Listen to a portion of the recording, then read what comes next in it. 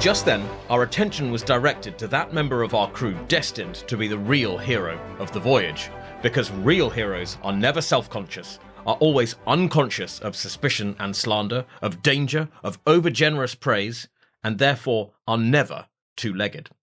The young grey cat, taken on board half in jest as a mascot, was howling pitifully at these strange surroundings. Mr. Vanneman, afraid of having his short sleeps disturbed, insisted that Kiddo be left behind. Mr. Simon, sailor-like, vowed that it was bad luck to let a cat leave a ship, and, with equal energy, insisted Kitty should remain aboard. The momentous question was referred to me. Without any fear of midnight howls on the one hand, and without any superstitions on the other, it all seemed rather trivial, and I told Mr. Vanneman to do as he liked about it. He put Puss in a bag and tried to lower him down to the motor launch, but he was too late.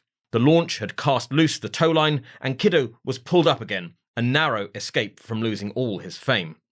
Later, we were all right, glad chance had decided in favour of the retention of the feline member of our crew. That was Walter Wellman, in his autobiography The Aerial Age, looking back at his October 1910 attempt to make the first crossing of the Atlantic by air in his airship, the America, with his crew of 5 plus, of course, Kiddo the cat. Obsession is a theme that has run through this podcast from the very beginning. Pioneers willing to risk their money, reputation, and ultimately their lives in the pursuit of flight. Sometimes that obsession pays off. Other times it leads to tragedy. In this episode, we will take a look at the airship activity in the United States and the United Kingdom up to the eve of the First World War.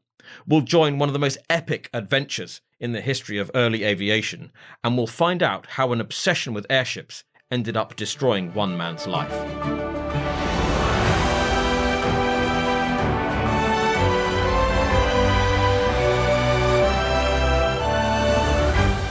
Welcome to episode 8 of Upship, the Airship History Podcast. I'm Nick Rogers, your captain on this long-haul flight through the fascinating history of airships. Before we get into today's episode, I just wanted to let you know how you can support the podcast if you're liking it so far. It's a labour of love for me, which I really enjoy doing, but there are a few costs involved for equipment, hosting, editing, and so on. So I've set up a profile on a site called Coffee. The idea is that if you enjoy the podcast, you can just buy me a $3 coffee. So if that's something you're interested in, and while I would be grateful, I don't expect it at all, you can go to ko-fi.com/upshippod. That's ko-fi.com/upshippod. Thank you very much, and now, on with the story. Walter Wellman, unlike Kiddo the cat, was very keen on aviation, and my goodness, did he live a life. A journalist by trade, he set up his first newspaper in Sutton, Nebraska, aged just 14, and at 21 founded the Cincinnati Evening Post. A few years later, he became the Washington correspondent for the Chicago Record-Herald. But Wellman's real love was for exploration and the advancement of scientific knowledge. He was fixated by reaching the North Pole. In 1894, he chartered a Norwegian steamer, assembled the necessary equipment and a team of 14, and made off from Ålesund in Norway on the 30th of April, bound for Spitsbergen, which they reached on the 10th of May. Their ship, however, sunk when it was crushed by the ice, and after exploring a while to the east, they abandoned their attempt to reach the pole. It was on this expedition, as Wellman and his party found themselves lugging boats, sleds, and equipment across the Arctic ice, that he says the idea for an aerial exploration occurred to him. An aircraft could carry men and their equipment closer to the pole, removing the need to slog across mile after mile of perilous terrain. On his return to civilization, Wellman went as far as to meet with a balloon manufacturer, but he cooled on the idea. A motorless balloon seemed too flimsy, a mere toy of the wind, as he put it. Instead, Wellman had another crack at the pole by sea and land. Again, he was unsuccessful in 1898 and 1899 after some hair-raising adventures, including being attacked by 5 large, angry walruses. On the 1899 expedition, Wellman broke his leg and had to be dragged back to base, his life in peril. In his words, the hardest thing in the world to do is surrender. But in this case, there was nothing else to be done. He wept with bitter disappointment. The expedition had failed. It took 2 years for Wellman to recover his health and pay off the debts he had accrued through his expeditions, but the urge to reach the North Pole never left him. He was not the first, nor would he be the last, to feel the pull of the pole's icy allure. He determined that he would reach the North Pole, and that he would do so in an airship. Walter Wellman was not the first American airshipman, but strangely for that enterprising country, America, like Britain, lagged behind France and Germany in airship development.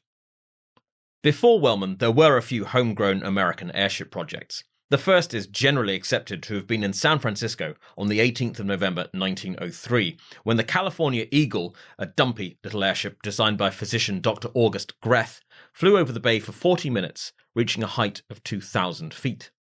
Greth was followed by several others. Former circus acrobat Thomas Scott Baldwin constructed the California Arrow in 1904. Baldwin was a little portly, too heavy in fact to pilot the airship himself, so he hired a skinnier guy to do the actual job of flying.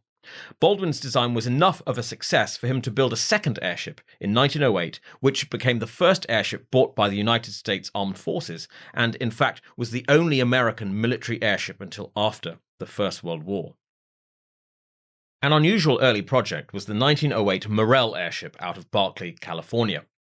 Now, when my mother-in-law saw a picture of this strange aircraft, she said, "Good grief, it looks like a sausage." She's not wrong. By the standards of the day, John Morrell's airship was gigantic, 137 metres long, 11 metres wide, and with a gas capacity of 13,700 cubic metres, and it resembled a rather wobbly hot dog. This was the prototype for an even larger airship, the Ariel, which was to be 380 metres long, which is 135 metres longer than the Hindenburg. Morrell's first attempt at constructing a prototype in 1907 ended in failure when the airship escaped its moorings and drifted for several hours over San Francisco before breaking up. By then, Morrell was already in deep legal trouble over his failure to produce an airship. Federal officials began investigating his company after allegations of financial misconduct. Angry stockholders brought lawsuits against him, and Morrell was branded the world's most prolific liar by the press. After the fiasco with the first prototype, quite understandably, the city of San Francisco wanted nothing more to do with Morrell and refused him permission for any more flights, so he moved across the bay to Berkeley and assembled his gigantic sausage. On the 23rd of May 1908, under huge pressure from his stockholders to demonstrate something, anything, John Morrell climbed aboard his bizarre creation along with 16 crewmen and 5 stowaways and prepared to take off. One notable absence from the ship was a guy called George Luce. Luce had actually overseen the building of the airship, but he flatly refused to fly in it, saying that it was simply too unsafe. And events proved that he was not wrong. The ship rose to 300 feet and immediately began to sag alarmingly in the middle. Then the forward part of the envelope just burst open, and men, gondolas, engines, and propellers tumbled to the ground, while the rear end stayed afloat for a while until it too burst and came crashing down. Somehow, none of the men on board were killed, although many suffered serious injuries, including Morrell himself, who broke a leg and dislocated a hip. Now it was the turn of the city of Berkeley to evict Morrell. No more flights would be permitted. But that order would not be necessary. Morrell's venture collapsed in a blizzard of legal claims, and the man himself disappeared from the record, never again to pilot a sausage over the tranquil skies of California. So I think it's fair to say, and with all due respect for the achievements of early American airshipmen, that Walter Wellman wasn't exactly standing on the shoulders of giants when he decided to mount a polar expedition by airship. Although, in fairness, Morrell's calamity would take place actually after Wellman's polar exploits. Winding back then to December 1905, Wellman was able to convince his newspaper, the Chicago Record-Herald, to finance the construction of a large, advanced airship capable of making the flight to the North Pole. By the end of January, he had decided on the design and had given the construction contract to a Monsieur Louis Goddard of Paris. And among the various airship experts he consulted in Paris was none other than Alberto Santos Dumont, who was so impressed by Wellman's ideas that he seriously considered joining the expedition. While the airship was being built, Wellman arranged for the construction of a hangar and hydrogen plant near Spitsbergen.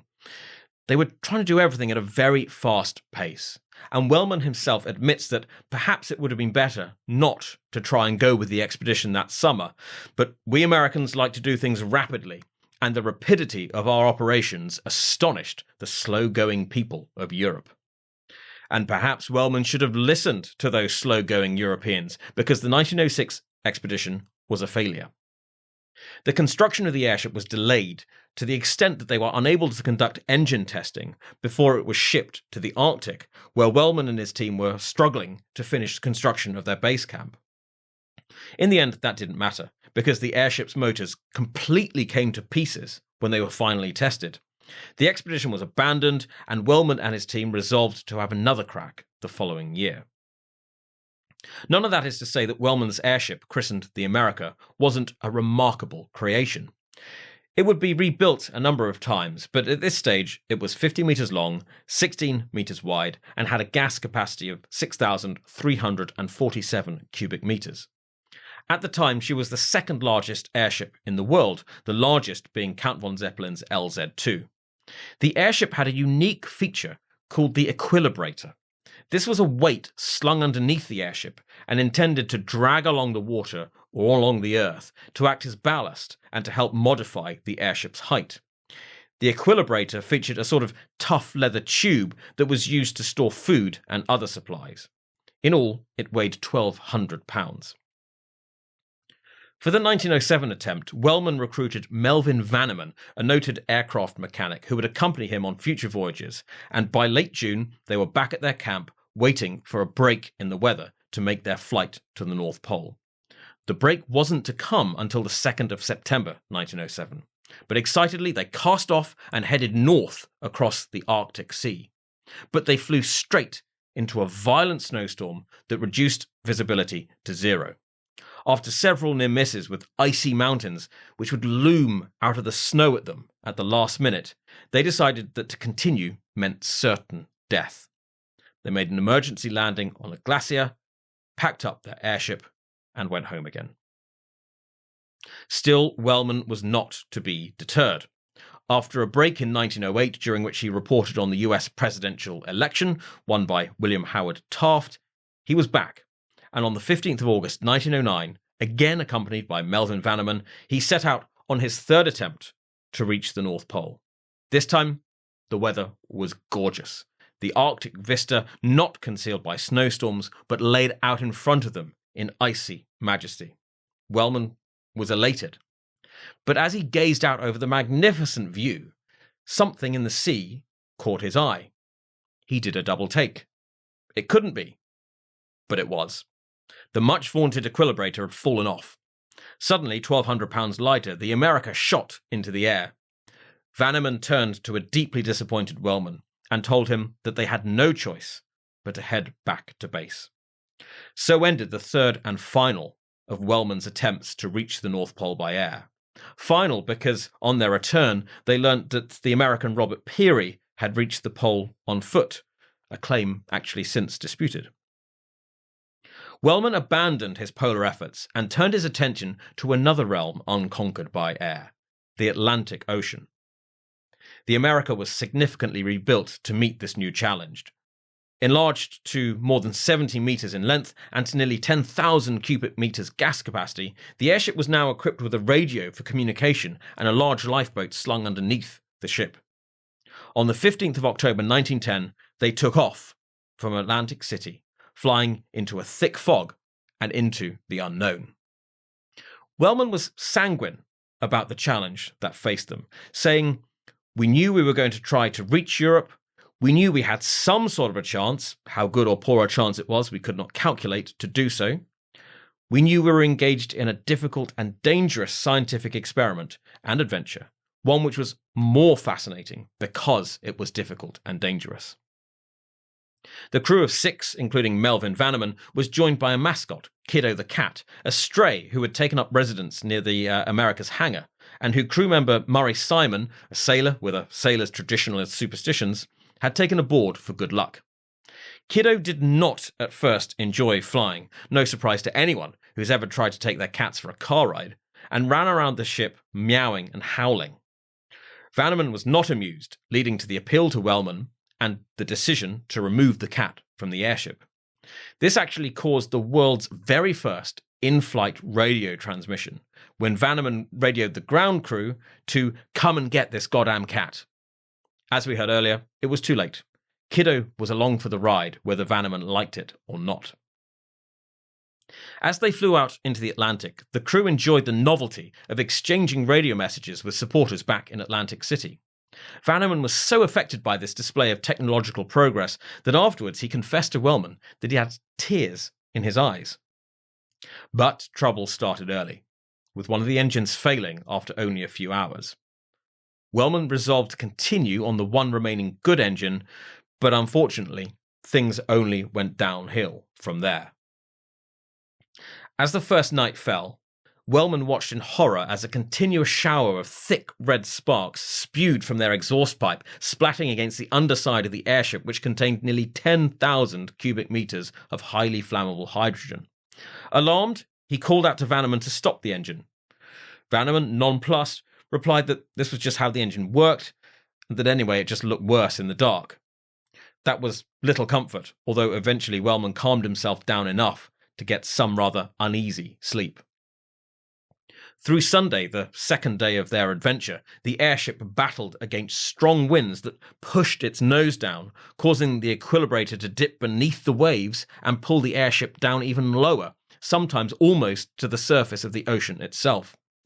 The crew members threw superfluous items over the side to try and reduce weight, and also made sure that Kiddo the cat was safely tucked up in a part of the airship where he wasn't at risk of being blown overboard by the vicious winds. At one point, things became so perilous that Vanneman suggested abandoning ship into the lifeboat. Wellman called a quick conference of the crew, and they decided to battle on, although few of them slept well that long, windy, dark, and dangerous Sunday night. They flew with 2 men in the lifeboat, keeping a close eye on the height of the airship above the waves, and directing the crew inside the ship to throw out any objects they could whenever the gap became too small. And this was only the second day of a trip that could have lasted longer than a week, and they hadn't yet seen anything like the worst the Atlantic could throw at them. In the early hours of Monday morning, Vanneman ordered more gasoline thrown over the side to lighten the ship, and Wellman realized that the jig was up. Without that gasoline, they had no chance of making it to Europe. They determined then to head to the nearest land, Bermuda, to their south, drifting in the wind in order to preserve their one good engine for when they needed it. As the morning sun rose, it began warming and expanding the hydrogen.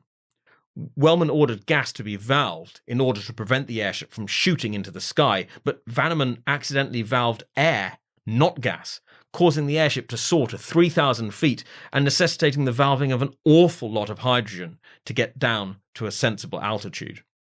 The odds were stacking up against the America. They didn't have enough ballast or supplies to survive much longer.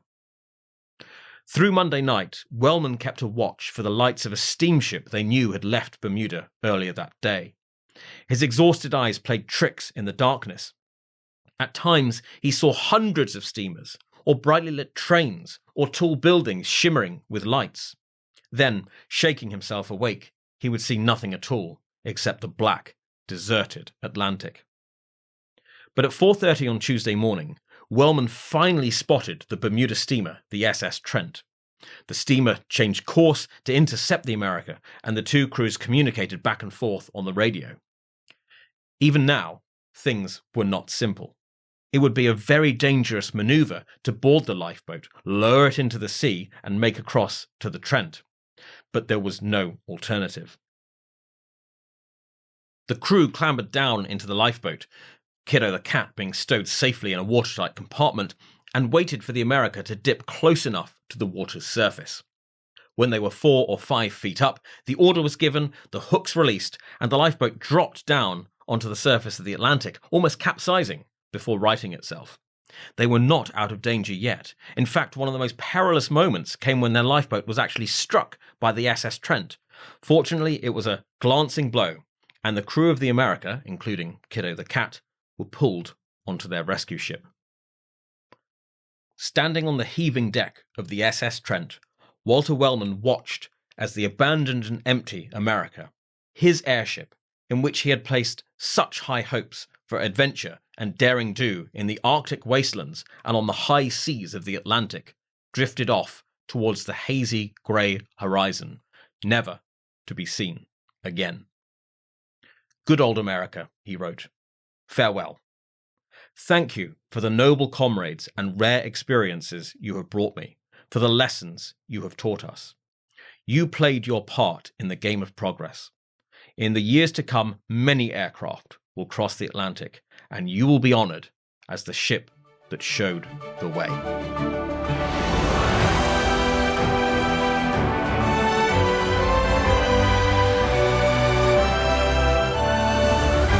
There were a few postscripts to this incredible adventure.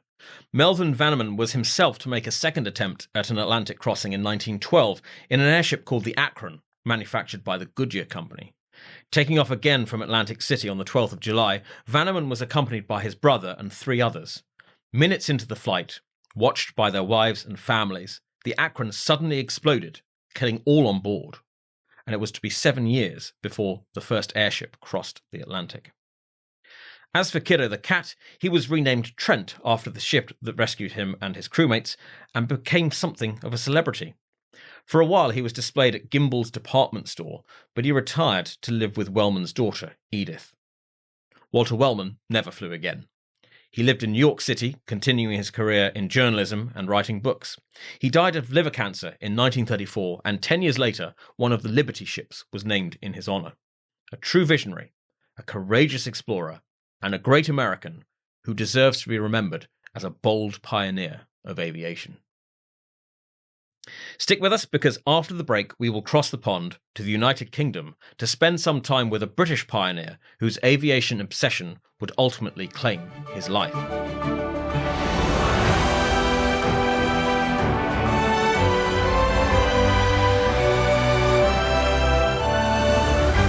One really felt that the balloon was one's little universe, and the Earth something quite separate that we had left behind. The little crowd of people who waved us off stood in a circle as we rose gently into a slight wind, which was blowing almost exactly from the east. Below us was the great sweep or circle of the Thames surrounding the Isle of Dogs, which in those days was the heart of Dockland. The West India docks were full of shipping, and particularly beautiful. In one of them was a square-rigged sailing ship, with its sails furled, of course, but the yards, masts and rigging standing out in silhouette against an absolutely golden background. That's an excerpt from a wonderful account written by the marine biologist Sir Alister Hardy of a balloon flight from London to Oxford in October 1924. Their pilot was Ernest Thompson Willows, known as the father of British airships. Willows would be killed less than 2 years later in a tragic balloon accident that also claimed the lives of his 4 passengers. Despite her vast economic and military power at the dawn of the 20th century, Great Britain lagged well behind France and Germany in airship development. Perhaps confidence in the powerful Royal Navy led to a lack of urgency, or perhaps the British lacked the mutual sense of fight-or-flight competition felt by France and Germany given their fraught recent history. Whatever the explanation, despite the bustle of military activity on the continent, the British airship industry was decidedly commercial in its origins, with the armed forces only showing an interest once the storm clouds of war began to gather over Europe. In early 1902, Stanley Spencer, who was then 34 and owner of one of the finest moustaches in aviation history, began assembling his first airship, inspired by the work of Alberto Santos Dumont. He was clearly an enterprising man who had taken note of the huge crowds these airships could draw, because he financed the build by signing an advertising contract with a company called Mellins Food, who made formula for, and I quote, infants and invalids. Spencer's airship would display Mellon's food on the envelope in the first example of an airship being used for advertising, an application which continues very much to this day. The airship was moved to a shed at Crystal Palace, from which Spencer hoped to fly over the crowded streets of central London in order to both demonstrate the technology and gratify his sponsor.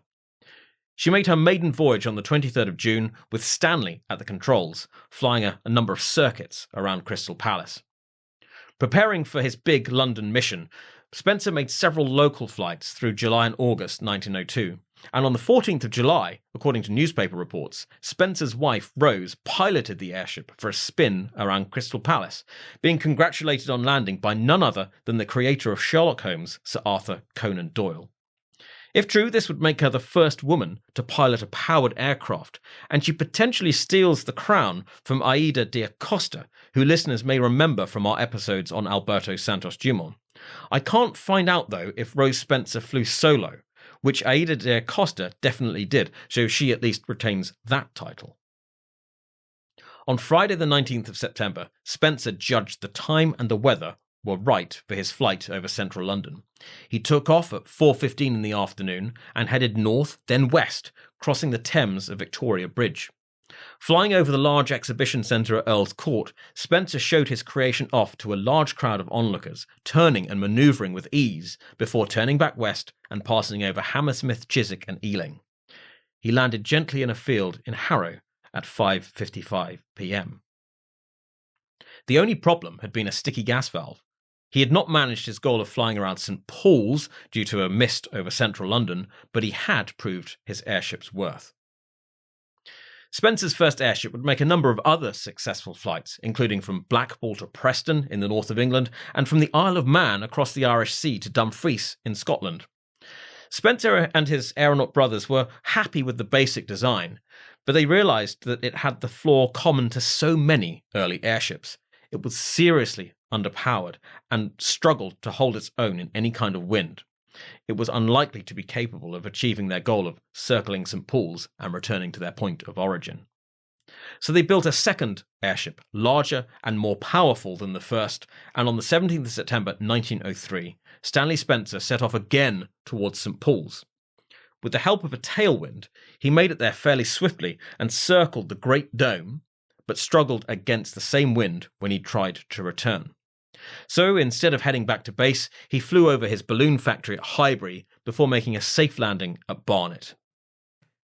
The airship flew one more time on the 1st of October and then only briefly before financial pressures, exacerbated by losing a lawsuit against their sponsor Mellon's Food and frustration with their airship's lack of power, caused Spencer and his brothers to throw in the towel. Sadly, Spencer himself would die young, aged just 37, on Malta after contracting typhus on a trip to China and India.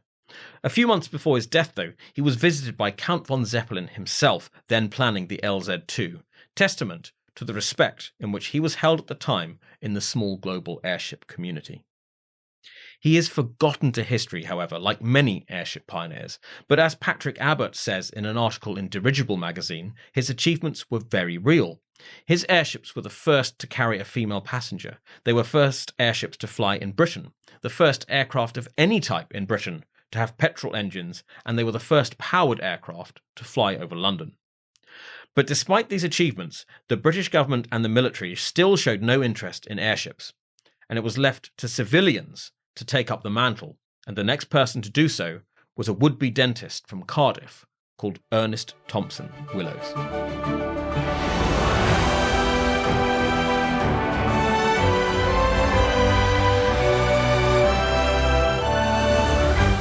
E.T. Willows' interest in flying came at a young age. Later, he reflected that I was always keenly interested in anything that partook of flying. As a boy, I remember jumping off a bank with an open umbrella in my hand just to make believe I was flying. Then I used to make and fly model balloons and drop parachutes from the first floor window at home. Willows was born to a well-to-do, community-minded family in suburban Cardiff. His father, Joseph, was a successful local dentist, keen for his son to follow in his footsteps. Despite training for 2 years, however, Willows' heart was not in dentistry. At the age of 18, he failed his exams, and so the door closed on a career spent looking inside people's mouths. He was a restless, dreamy, energetic young man. Intelligent but unacademic, Willows read widely and was entranced by the stories of Alberto Santos Dumont's achievements across the Channel. A keen motorcyclist, he was familiar with the workings of engines and fascinated by mechanics. He resolved to build and fly an airship, and he asked his dad to pay for it. Joseph Willows must have been an indulgent father. Far from being upset that his son had crashed out of the profession he had chosen for him, he had every faith in Ernest's abilities and agreed to support his aerial ambitions. But how could Ernest, an 18-year-old in suburban Cardiff, make a start? Well, as luck would have it, an ideal partner had recently moved to town. Captain William Beadle had tested an experimental airship design at Alexandra Palace in 1903. It was not taken forward, and he had moved to Cardiff, where Willows eagerly sought him out and inspected the parts of the airship Beadle had brought with him. Although Beadle's airship had not been successful, his design did contain one new idea: a swivelling propeller to steer the airship. Willows and his father immediately saw the possibilities of this, and they set about building a 72-foot-long, 12,000 cubic foot airship in a large wooden hangar in southern Cardiff. After a few flotation tests, Willows was ready for the first flight, his first ever, on the 5th of September 1905. It was a success. The two steerable propellers, improved by Willows, added manoeuvrability, and the airship was able to turn and steer quite nimbly. It must have been a wonderful and exhilarating experience for Willows, and I suspect was a life-changing moment, the real beginning of his obsession with aviation that would lead to triumph, adventure, poverty, and ultimately to tragedy. But all that lay ahead. For now, Willows focused on testing his airship. Flights in front of the Mayor of Cardiff and in front of Colonel Capper of the War Office drew praise but almost no national attention, although Capper himself would go on to oversee the construction of a series of small airships for the British Army, which we will look at in a future episode. It's not really clear how Willows supported himself over the next few years. He and Captain Beadle appear to have tinkered around with their airship and built and sold a frame of a new airship to Colonel Capper. Presumably, the Bank of Dentist's dad was coming in handy. Willows must have had something going for him, though, because he met and married Irene Davis in 1908, the same year that he and Beadle parted company. 1909 was an important year for Willows. As well as seeing the birth of his daughter, Evelyn, he spent the year constructing the Willows No. 2, larger, more powerful, and more manoeuvrable than the first. As well as his now patented swivelling propellers to change altitude, Willows No. 2 included a rudder to change direction. And as the year closed, he was happy with the test flights he had made and was keen to make longer and more eye-catching flights in 1910. But tragedy, unfortunately never far from Willows' life, struck with the death of his little girl in March 1910, the day before her first birthday. His wife was pregnant at the time with their second child, and Willows was away exhibiting his airship at Olympia in London. It must have been an awfully bleak and sad moment for the whole family.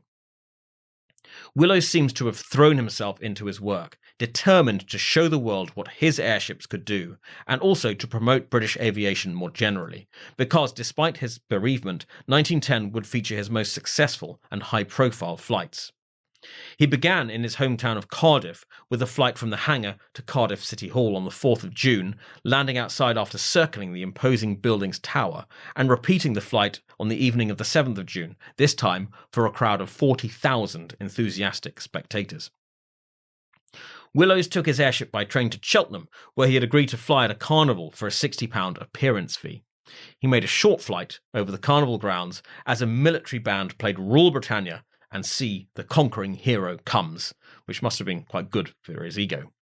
But on the 11th of July, his 24th birthday, Willows made his longest flight yet, shunning the train and returning from Cheltenham to Cardiff the proper way, by air.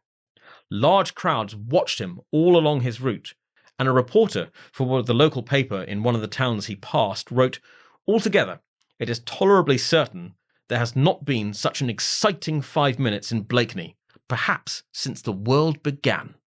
High praise, indeed. Taking off from Cheltenham at 8 p.m, he landed back in Cardiff at 11:50 p.m. The very next day, his son was born. All in all, it was a remarkable turnaround from the melancholy start to the year. But Willows was by no means finished with 1910. He knew that to really attract attention, he had to head to London, and accordingly, just before 8 p.m. on the 6th of August, he took off from Cardiff and made towards the capital. His father was supposed to guide him from the ground with his car's headlights through the night, but he broke down, meaning Willows had to check his maps using a weak pocket torch. And disaster struck near Bristol when he accidentally dropped his lunch over the side. But despite these setbacks, he made it to London. His destination was Crystal Palace, but he ran out of petrol over Sydenham and drifted in the wind to Lee, where he called down to a rather surprised member of the public to pull him down. He landed safely, although presumably quite hungry, at 6 a.m. on the 7th of August after flying for 10 hours in what was a record-breaking flight. It was definitely an impressive feat, and one which garnered Willows much praise, but in hindsight, it is interesting to see that praise was perhaps slightly muted. The Evening Standard pointed out, a little sniffily, that there had been no wind. Cardiff City Council passed a motion congratulating Willows, but they also made it clear they had no funds to support his work. The War Office complained they hadn't been notified in advance, and so they couldn't observe the flight. Willows would have to think bigger, and he set his sights on flying non-stop from London to Paris, something not yet achieved by any aviator. He also knew that the Willows No. 2 would need extensive rebuilding to succeed in this venture. Willows No. 3 was about 10 metres longer, 6 metres wider, and had enough lift to carry both Willows and an engineer, a fellow named Frank Gooden, another Welshman. Christened the city of Cardiff, the Willows No. 3 took off from Paris from Wormwood Scrubs in northwest London at 3:25 p.m. on Friday the 4th of November 1910, watched by Prime Minister Herbert Asquith, Home Secretary Winston Churchill, and Chancellor of the Exchequer David Lloyd George, who we actually met in the last episode on scene at the LZ-4 crash in southern Germany, an incident that must surely have been on his mind as he watched Willows and Gooden ascend, head out over the centre of the world's greatest city towards the Kent coast. Their channel crossing was eventful. At a little after 6:30 p.m, they ventured out past the Dungeness lighthouse and over the dark open waters, running into a thick bank of fog at 3,000 feet. Stopping the engine in order for Willows to fix a small mechanical fault, they realised they'd actually drifted over the French coast near the mouth of the River Somme. Checking their position on the chart, Gooden had a Butterfingers moment and watched in agony as their only maps tumbled down to earth, leaving them with no navigational aid other than their compass, which they couldn't even read in the pitch-black, cloud-covered night. Willows had to take the airship up to 5,000 feet, where they were above the clouds, in order to read the compass by starlight. Encountering more mechanical problems, they began to lose oil and gas, causing the envelope to slacken alarmingly, potentially leading to collapse if they ran the engines. Despite not knowing where they were, they had no choice but to land, and so valving more gas, they touched down at 2 a.m. in a field in a small village about 25 miles south of Lille. They had not made Paris, but they had made the first crossing of the Channel at night by airship. It was a good few hours before the sun came up and the locals noticed these strange new arrivals, but word quickly spread, and soon the aviators were being plied with hot coffee and refreshment. A fellow pilot, Louis Bourget, repaired a broken component at his nearby workshop, and Willows was able to get back a message to Britain that he and Gooden were safe. A reporter from the local newspaper interviewed Willows about the flight, and Willows told him, "I did it for England. And if that doesn't get your patriotic juices flowing, I don't know what will." The warmth of the welcome Willows and Gooden received was spoiled only by some Jobsworth French customs officials who demanded £30 import duty on the gas inside the airship. Common sense prevailed, and they waived the charges, but only on the condition that Willows leave France within a month. Even though they landed safely and broken a record on the way, the flight was only a partial success. They had not made it to Paris, and Willows was determined to do so. Beaten back by wind, mechanical failures, emergency repairs, and again by the weather, it wasn't until the 28th of December that they were finally able to fly to Paris. Willows said, "Night was falling as we bore down on the great capital, and the spectacle which greeted my eyes was a magnificent one, for the sun was sinking behind the Eiffel Tower, the crown of which was low in the mist, and little by little the city was being illuminated until it seemed alive with 1,000 miniature fires." Willows' biographer, Alex McKinty, recounts that Willows became quite a celebrity during his short stay in Paris, attracting a great deal of attention as he and Gooden made several flights over the city. On New Year's Eve, they flew around the Eiffel Tower, recreating Alberto Santos Dumont's feat 9 years earlier, and making quite a stir in the French press. Willows planned on flying all the way down to Po, near the Spanish border, but sadly, the long arm of French bureaucracy caught up with him. Those customs officials with whom he had tangled on landing in France reminded him of the import tax he would face if he overstayed his welcome. In fact, they told him he would either have to pay up or leave the country the very next day. So rather anticlimactically, he deflated and packed up the city of Cardiff, boarded a ferry at Dieppe on the 9th of January 1911.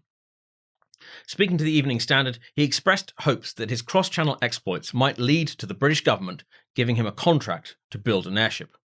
It was not to be yet, and although the year got off to a good start as he was named one of only 4 men awarded the Royal Aero Club's very first pilot's licenses, it also saw the beginning of a series of legal battles that were to have a profound effect on his life and the lives of his family. He faced a number of court battles through 1911 and 1912, commencing with a former employee's claim for unpaid wages, which was dismissed. There followed a confusing series of claims and counterclaims between Willows and an erstwhile ally, W.J. Potter, which saw him bouncing between multiple courts, arguing over frankly trivial sums, £11 here, £47 there. In the end, Willows emerged marginally victorious, but it was a somewhat ridiculous waste of time for both men. Far more serious was a dispute with the North British Rubber Company, manufacturer of the envelope for the City of Cardiff Airship, who sued Willows for unpaid costs towards their work. Willows counterclaimed, alleging that the envelope had been so porous that he had wasted money on hydrogen that had leaked away, and that because of this, the warranty had been breached. The judge found against Willows, who took it to appeal in November and lost again. The bill came to £840 and led Willows to bankruptcy, which was declared in December 1912. None of Willows' activities had ever generated much income, and he owed his creditors over £1,300, the equivalent of more than £100,000 today. Despite these legal wranglings, airship-wise, 1912 wasn't too bad a year for Willows. As well as seeing the birth of his daughter, Dorothy, 1912 saw the construction of the Willows 4, a small airship built with an eye to naval scouting. And finally, Willows achieved some official recognition when the Admiralty bought it for £1,050 and, now designated as His Majesty's Naval Airship No. 2, sent it to Farnborough for flight testing. But as 1913 dawned, Willows found himself bankrupt, living with his parents, with a wife and 2 children to support, no job, no airship, and no income. Still, he did not give up, and once again his father stepped up to support him. They formed another aviation company, aiming to build balloons and airships and also to offer flying instruction, and Willows began constructing the Willows No. 5 at Hendon. This was his largest so far at 50,000 cubic feet and capable of carrying 4 people. The No. 5 made a series of flights at the end of 1913 and beginning of 1914, including one on the 26th of February over central London, but the airship was ultimately a disappointment. Its final fate is not recorded, but the envelope apparently leaked so badly and the airship was never flown again. This was to be the last airship that Willows built as a civilian. The outbreak of war found Britain woefully underprepared when it came to military aviation, as we'll explore in a future podcast. Willows became chief engineer of a company called Airships Limited, formed in anticipation of these future military needs. The Admiralty quickly came to the view, correct as it turned out, that small airships would be needed to counter German submarine warfare, and they asked for prototypes of such an airship to be submitted by the Royal Naval Air Service, by a company called Messrs Armstrong Limited, and by Airships Limited. Willows got to work on his last ever airship, his biggest at 70,000 cubic feet, and delivered it to the Royal Naval Air Station at Kingsnorth in Kent in March 1915. But it did not meet the Admiralty's requirements. They wanted cheap, simple airships that would require minimal pilot training. Willows' design was too complicated, and in the end, he refused to compromise with the Admiralty by simplifying it. They went with the other designs. And the Willows prototype was destroyed on the 18th of April 1915 when it struck telegraph wires outside Dover, though fortunately the two pilots survived relatively unscathed. 1915 was a disappointing year for another reason too. Willows' father followed his son into bankruptcy, blaming in part his continued financing of his son's experiments, with none of the anticipated returns materializing. We can imagine the guilt Willows must have felt about seeing his once prosperous father laid so low. For the rest of the war, Willows served as an assistant inspector for the Aeronautical Inspection Department, assisting in the construction of static kite balloons. He and his family had moved onto a Thames houseboat, the schooner Hermione. Willows ended the war broke as usual and with no means of supporting his family. So in October 1919, he did the obvious thing. He bought a boat. This was the schooner Imogen, which he used for short cargo runs around the North and Baltic seas. This venture was going reasonably well, but as ever with poor Willows, disaster was never far away. On Halloween 1921, the Imogen, with Willows on board, ran aground off the Needles on the Isle of Wight. Willows, his crew, a tug from Weymouth and the Topland lifeboat engaged in a manful struggle to try and save the ship for several days, but on 3rd of November it was clear that it was lost. In appalling seas, the lifeboat came as close as it dared to the stricken vessel and somehow managed to get Willows and his crew to safety. It was a total loss and represented financial ruin for Willows. He had spent £7,000 on the vessel, including a £3,000 loan secured against his houseboat, which was seized by the court, and a £3,500 mortgage. He again found himself with no job, no money, and no means of supporting his family. He took to ballooning again, but bad luck continued to stalk him, with several crashes causing various claims to be made against him, culminating in a tragic event where an employee died after inhaling hydrogen. The subsequent claim for £600 was simply beyond Willows' means. The final blow came in 1925 when another former employee took him to court for unpaid wages. Willows couldn't pay, and for the second time in his life, he found himself in bankruptcy court. It's a painful story to tell, but he now owed over £11,000, and he had still not been discharged from his first bankruptcy. It was a sorry, rather pathetic situation for Willows and his family. Unfortunately, Willows' life was to end in an equally sorry way. Tuesday, the 3rd of August 1926, found him operating a tethered gas balloon at a flower show in Kempston near Bedford. On the 12th or 13th ascent of the day, two married couples paid their 2 shillings each to be taken aloft, but disaster struck as they were being winched back to the ground. The rope caught on a tree, causing the balloon to sway alarmingly. The net covering the balloon began to rip, and Willows shouted, "For God's sake, pull us down," to his men. But the netting failed, the balloon shot up, and the basket, with its 5 occupants, fell heavily 100 feet to the ground. Willows was killed instantly, his neck broken, along with one of the husbands of the 2 couples. The other 3 passengers died later at Bedford Hospital. Samuel Hoare, the Secretary of State for Air, sent a telegram of condolence to Willows' widow that read, "Please accept my profound sympathy in the tragic accident which has resulted in the death of your husband, whose pioneer work contributed much to the development of lighter-than-air craft in this country." To the grieving Irene Willows, it must have been scant comfort.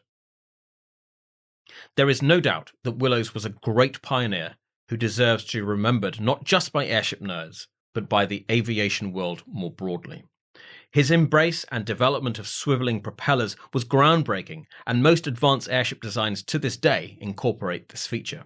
He showed great ability as a self-taught engineer and pilot, but he was a woeful businessman, and so ended his life in a rather sorry state, failing to achieve commercial success in all his many ventures. In Cardiff, his legacy lives on, just about. He has a school named after him, and also a local branch of the J.D. Wetherspoon pub chain. I hope that one day I'll find myself there, in front of the framed pictures of Willows and his airships, so I can raise a glass to a true British pioneer.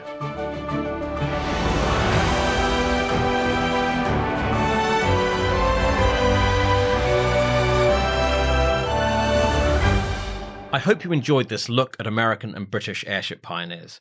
My sources for this episode include Dirigible, the Journal of the Airship Heritage Trust, The Father of British Airships by Alec McKinty, Weekend with Willows by Sir Alister Hardy, Jane's Pocket Book of Airship Development by Lord Ventry and Eugene M. Kolznick, The Aerial Age by Walter Wellman, and online sources airships.net and the brilliant Then and Now website run by @BoffinBill on X. On our next episode, we'll be back with Count von Zeppelin to learn about the world's first airline. But before then, I'll be releasing another bonus episode. My husband and I recap and discuss the 1975 movie, The Hindenburg. And this was something that was originally posted over at my old Patreon account, but I'm releasing it into the wild now I've closed that down. You can always email the podcast at upshippodcast@gmail.com. You can find us on Instagram, Facebook, and Twitter at UpshipPod. And as I said earlier, you can buy me a coffee, should you so wish, at ko-fi.com/UpshipPod. I hope you enjoyed your flight with us today. Thank you very much for listening. Please remember to like, subscribe, and review. And join me next time for more aerial adventures on Upship, the Airship History Podcast.